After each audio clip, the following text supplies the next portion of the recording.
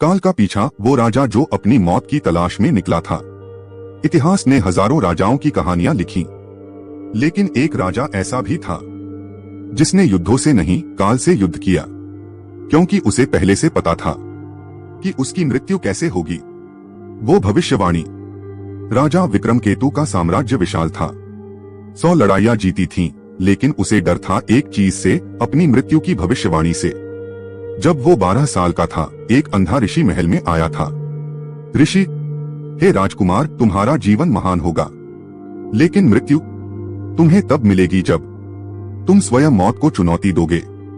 सब लोग हंस पड़े, लेकिन राजा चुप रहा, क्योंकि उसने ऋषि की आंखों में काल को देखा था। राजा बनकर मौत को खोजने वाला विक्रमकेतु ने वचन लिया, मैं अपनी मौत को खोजूंगा और उससे पहले मरने नहीं दूंगा। उसने विद्वानों, संतों, तांत्रिकों से सवाल पूछे, क्या मृत्यु बदली जा सकती है? क्या काल को हराया जा सकता है?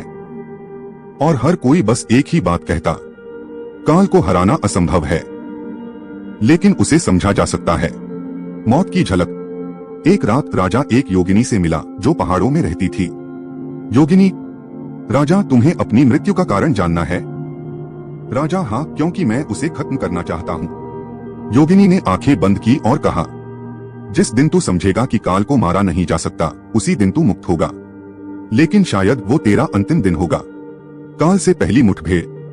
एक दिन राजा एक रहस्यमय किले में पहुंचा, जहां लोग कहते थे यहां काल रहता है। वहां एक आवाज गूंजी, तू मुझे नहीं मार सकता, लेकिन मैं तुझे देख रहा हूं। राजा तलवार निकालता है और चिल्लाता है, अगर तू मेरी मृत्यु है तो आ सामने आ, मैं डरता नहीं।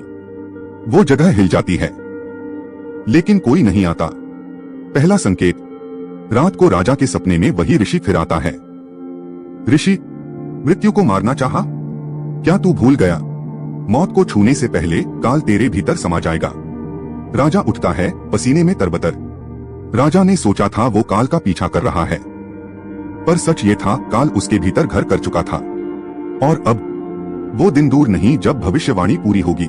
अब अगली कहानी में खुलेंगे वो 5 दरवाजे जहां राजा को